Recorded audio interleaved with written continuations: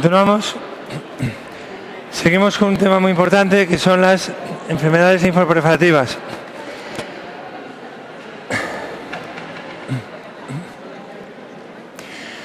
Aquí encontramos la segunda enfermedad más preguntada de hematología, que es la leucemia linfoide crónica.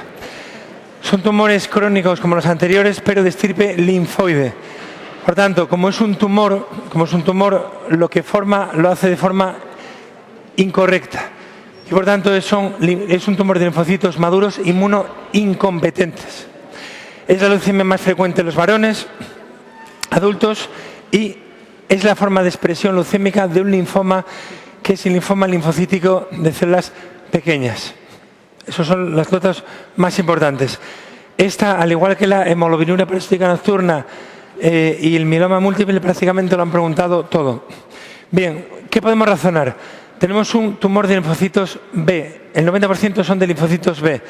Si no se forman correctamente, los anticuerpos fallan y, por tanto, tenemos riesgo de infecciones, que es la principal causa de muerte. Por tanto, está alterada la inmunidad humoral, principalmente, con infecciones a repetición, insisto, con la existencia de autoanticuerpos que veíamos antes, porque, claro, no solamente es que no forman anticuerpos, sino que lo forman de forma incorrecta.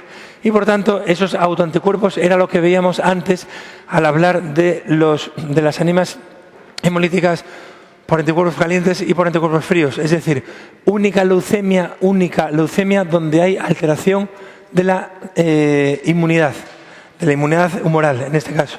Pues bien, secundariamente a ese descenso de los anticuerpos, infecciones a repetición, que es la principal causa de muerte. Todo eso se puede razonar. Aparte de eso, está alterada toda la inmunidad. La humoral, la primaria, las natural killer, toda. El diagnóstico suele ser casual, es un proceso crónico, en forma de anemia, como todas las anteriores, pero fundamentalmente quiero que recordéis dos. Una lógica, las infecciones a repetición, que son la principal causa de muerte, y las adenopatías, a diferencia de la leucemia mieloide crónica, donde lo que tiene es esplenomegalia. Aquí lo típico son las adenopatías. Datos importantes para hacer el diagnóstico: leucemia, leucocitosis, por lo tanto, linfoide crónica, pues leucocitosis con linfocitosis por encima del 75%, crónica, es decir, maduros, no son blastos. Aparecen rotos a veces, eso que da lugar a las sombras de Grumpecht y, lógicamente, la médula ósea va a estar infiltrada por linfocitos maduros. Otro de los datos importantes de esta enfermedad, la dualidad de marcadores. Son linfocitos B con sus marcadores típicos, pero asocian uno muy importante, que es el CD5, que no le corresponde realmente. Son linfocitos B con el CD5, que le correspondería teóricamente solo tenerlo al linfocito T. En la clasificación es importante recordarla, no hemos visto ninguna hasta ahora, pero esta sí. Binet nos habla de estadio A, B y C. A significa que hay menos de 3 zonas ganglionares afectadas. O sea, una o dos. B significa que hay 3 o más zonas ganglionares afectadas. Y C significa que tienen anemia y o trombopenia. Fijaros la importancia. ¿Por qué en esta enfermedad y no en el resto? Porque aquí el riesgo de anemia o trombopenia es doble. Primero, por ser una leucemia que infiltra la médula ósea, como cualquiera, pero aparte por los fenómenos inmunes. Por eso, el tener anemia o trombopenia directamente ya es un estadio C, es un estadio ya importante, aunque solo tenga una zona ganglionar afectada. Si tiene anemia, ya es directamente un estadio C.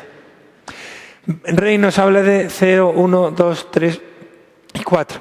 Recordar que el 3 y 4 son sinónimos a estadio C. El 3 significaría anemia por debajo de 10 gramos de decilitro y el 4 significaría trombopenia por debajo de 100.000 plaquetas. ¿Por qué es importante esto? Porque recordar que el estadio A no se trata. Por tanto, el tratamiento no es con qué se trata, sino cuándo se trata. Lo primero, cuando no sea un estadio A. Preguntado 4 veces. Cuando no es un estadio A, se trata.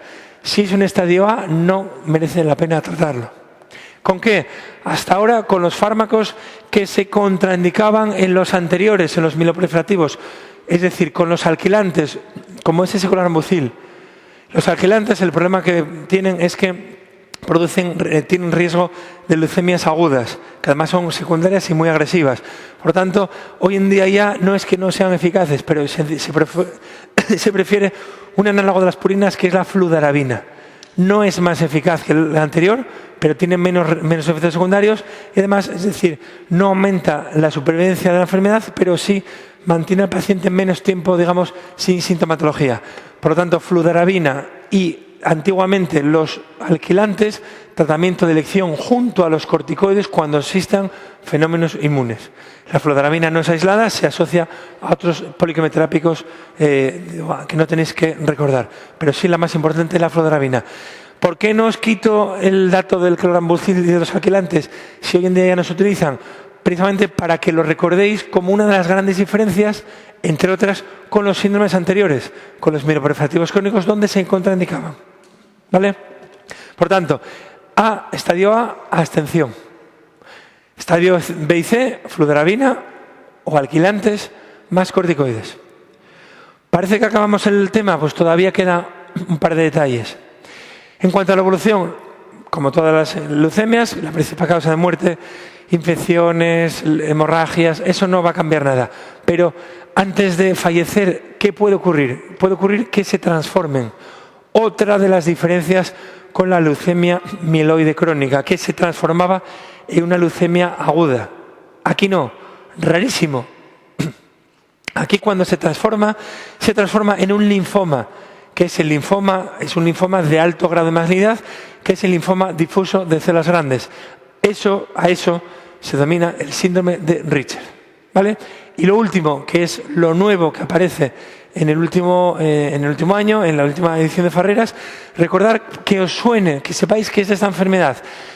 Datos de mejor pronóstico, la mutación de inmunoglobulinas V o la baja expresión de la proteína, una proteína que se denomina ZAP70.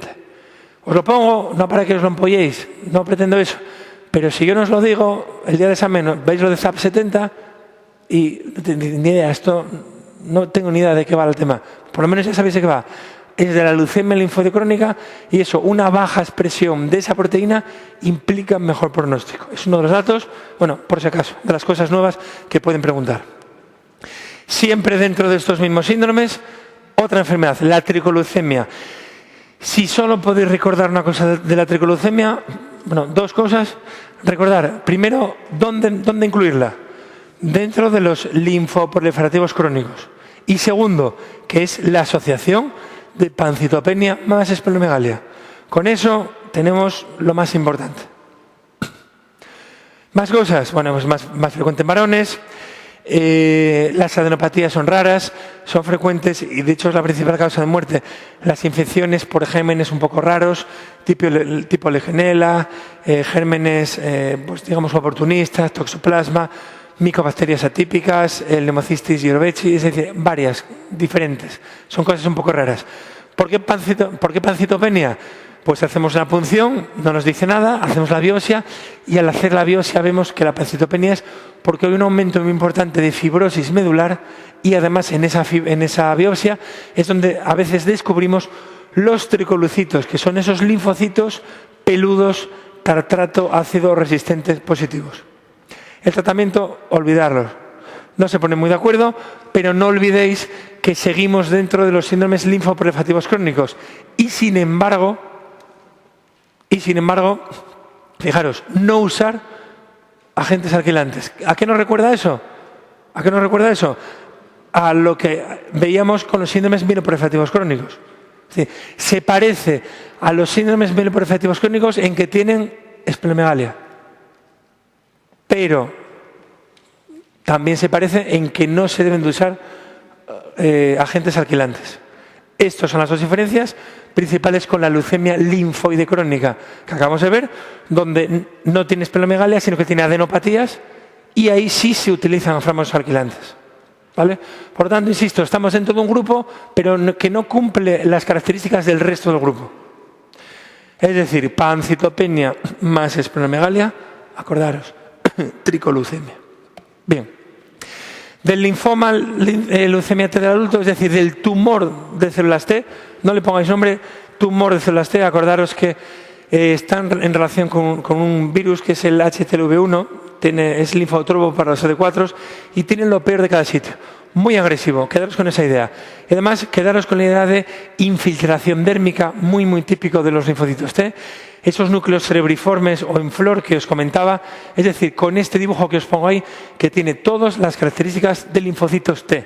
Es decir, varón joven, varón adolescente. Ese CD5 que os decía que es marcador típico del linfocito T. Muy agresivo, infiltra ¿qué? Todo lo que queráis, pero específicamente, muy frecuente, infiltración mediastínica, infiltración del sistema nervioso central, infiltración dérmica con una posible hipercalcemia secundaria y esos núcleos cerebriformes o en flor que os acabo de comentar, que es también una de las típicas características de los linfocitos T tumorales. Todos esos datos que tenéis ahí son las características, insisto, de los tumores de linfocitos T. Sea leucemia, sea linfoma, no querréis diferenciarlo. Resumiendo esto, si es una leucemia, tiene que haber leucocitosis. Leucocitosis más esplenomegalia, ¿cuáles se acompañan de esplenomegalia? Los síndromes mieloproliferativos crónicos, por lo tanto, leucemia mieloide crónica. Leucocitosis más linfocitosis importante, leucemia linfoide crónica. Y esplenomegalia, pero no con leucocitosis, sino con pancitopenia, tricoleucemia.